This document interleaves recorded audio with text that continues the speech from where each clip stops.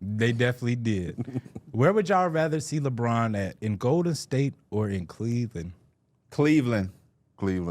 I don't like the idea of him in Golden State. I will go Golden I think State. optically, yeah, but like basketball on the court wise, I think it's Cleveland is the best option. My boy, that's what I would love to see him and Steph, but I think in order to put him in a position to ride out on a high note back at home, Cleveland got the infrastructure. I've already seen people like in their reports kind of map out how they could do some things. You do like a sign and trade with Jared Allen, send him to the Cavs. Send him to the Lakers. I thought Jared Allen still had like 2-3 years left on his contract. No, you sign LeBron, signed LeBron. and trade Okay, him I'm to sorry. the Cavs. And then you could do some Evan Mobley-esque stuff to go get Giannis. Like, there was people mapping out a lot. I know it's a fantasy world that they live in, but hey, it's the offseason. That's So what Evan we need. Mobley essentially would be Giannis would be their center.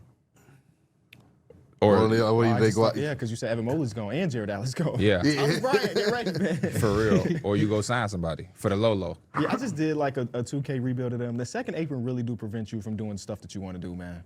The deal that I did, it's 2K, but I did send James Harden ass back home.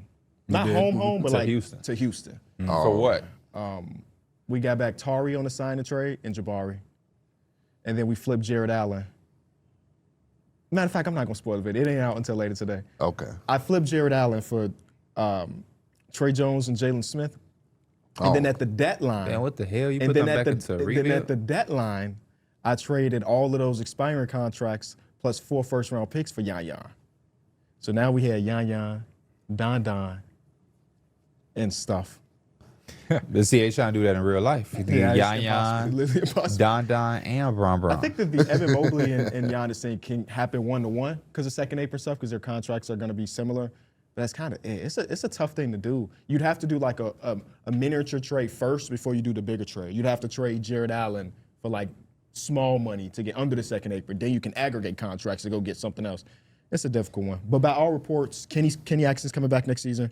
And Donovan Mitchell is committed. He may not sign the extension, but verbally he's committed. So they have to do something, and it might be something like that, like a big-ass swing, which I don't know if I like. Kenny Atkinson would have been fired if I was the GM or the owner. Really? Just based off that comment that we analytically are. Yeah, see, so many takes we ain't got from you this week. We all talked about it, but I would love to hear what you think. Him saying analytically we're winning the series by being down 3-0, it hit a nerve in me that like if I was a GM or the owner, we would have had a conversation about making history. Like we're gonna fire dude during the playoffs. Like we would have had to have that real conversation. Johnny O'Brien. Like there's no way he went to the media and said that. It don't make sense. You can't be down 3-0 talking about analytically we up 2-1. Yeah, I wonder. Now you analytically at your ass at home. Yes. Yeah, it is one of the weirder quotes somebody could really say. But that's why I thought that's for something sure you would have said. No, I'm just joking. That's why I thought for sure he was out the door when he said that. Yeah. But he is a good coach. He is. He is. I feel like that's It's like the a only time coping answer. I remember him saying something ridiculous. That's that I ain't got nothing else to say.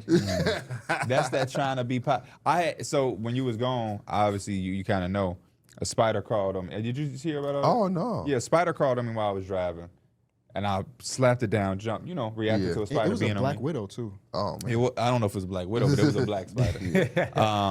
And while I'm doing all that, I look back up and I'm about to hit a curb. I blew out my tire. Oh, that's how you blew out your tire. Yes. So I was about to miss the episode. So I ended up telling one of my group chats, and one of the homies was in there trying to be super positive, which I told him I appreciate. I'm like, but our biz. Sometimes it just don't be needing it. How we turn that to positive? How can? Because I was saying, I was like, man, I'm like, I ain't tripping, but I'm like, it would have been better if it happened on any other day, because it's the day after the Knicks went, and it was a Tuesday, and I'm trying to explain to him, like, Tuesday is the big day, because we do that extra podcast where we get to be unfiltered. He's like, I'm sure people still gonna want to hear from you. I'm like, it just don't work like that, bro. Like, I appreciate the sentiment, but like the business we in, that cycle move fast. Yeah. The next podcast, like the big one, is gonna be Saturday. We might have a finals matchup. Like nobody going that feeling to be over, and so yeah, I just was like, they just don't work like that. You know what I mean? Like I appreciate you, but it's tough. That's how I felt Kenny Atkinson was trying to be. We down 3-0. Let me find any grasp of like positivity, and it's like some situations, some situations just don't need. You just gotta say we taking it one game at a time. Yep.